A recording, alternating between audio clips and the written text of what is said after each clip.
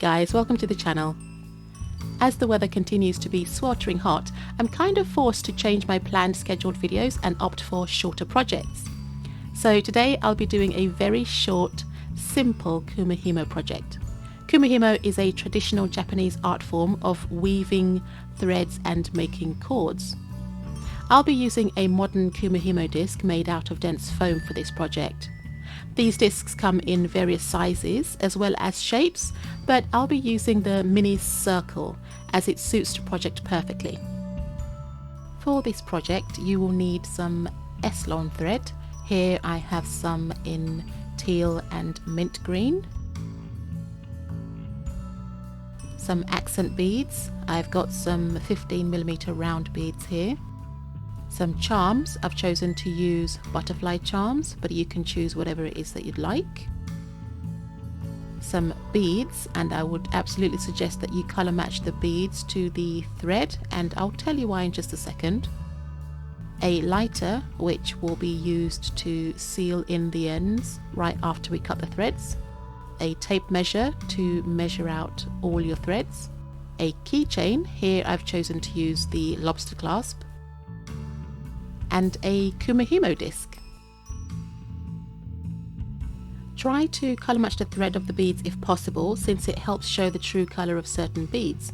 For example, these green beads look like silver when weaved with a black thread, but they look like their correct colour with the green thread. So take that into account when deciding on your combination of beads and threads, and choose your colours accordingly. In terms of materials, you can potentially use anything. You can use nylon, you can use the S-Lon thread, you can even use yarn if you want to, just to practice. But in this channel, I like to add beads whenever necessary.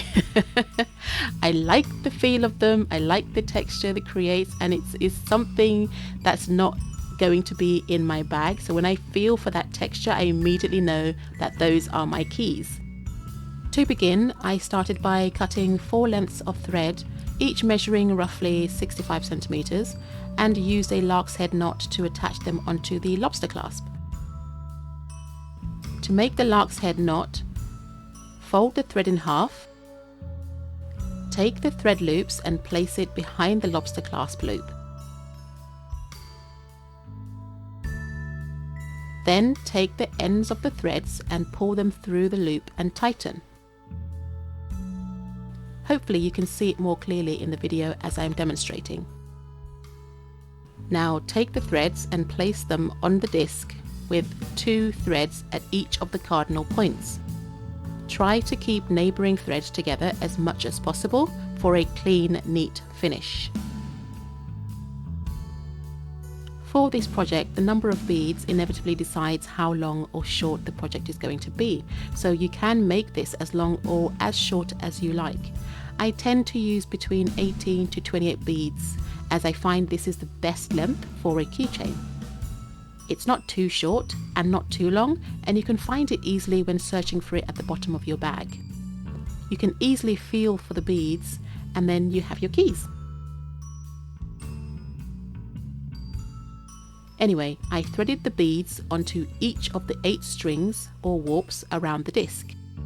The S-Lon thread is pretty firm and acts like a needle, so I used the end of the thread to pick up each bead and then tied a knot at the end to stop all the beads from falling off.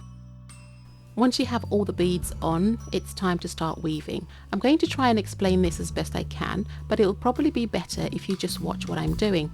Before I start placing the beads, I usually do a few rounds with just the threads to create a gap for the beads to nestle into. The working pattern is top to bottom, then bottom to top. Take the thread on the right and move it down to the right side of the threads at the bottom.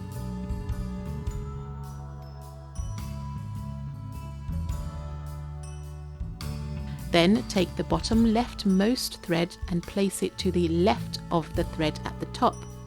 Essentially, you are basically placing the threads on opposite sides each time.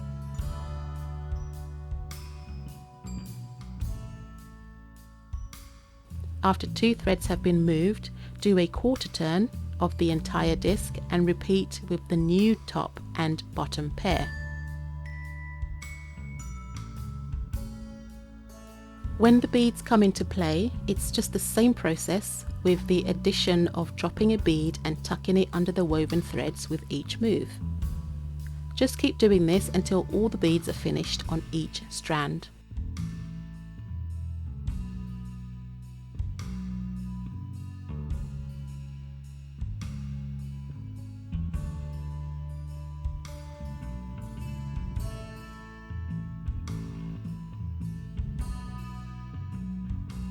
When creating longer projects, like for example a necklace or a belt, you might want to stop the project and put it down. So how do you know when to come back to it?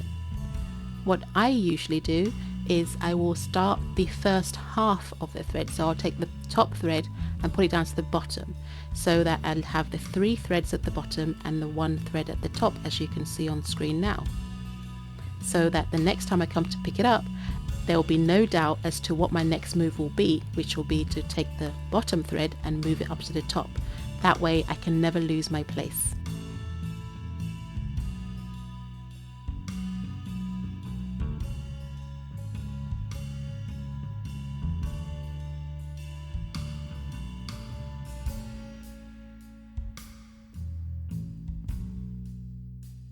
After all the beads have been weaved in, carry on again just like the start for a few more rounds, just to secure everything in place.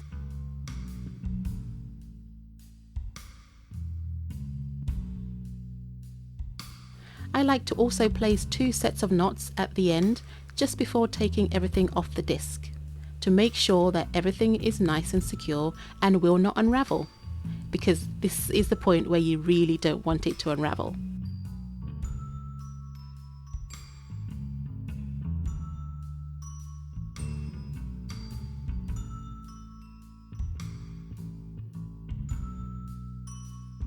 I then cut off the knots at the loose ends and string the threads through the accent bead.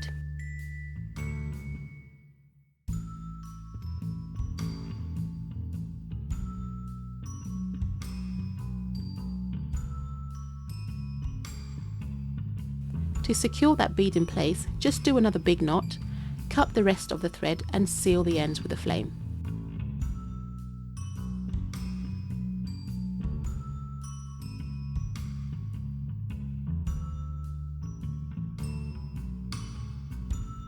So with that, guys, we are done.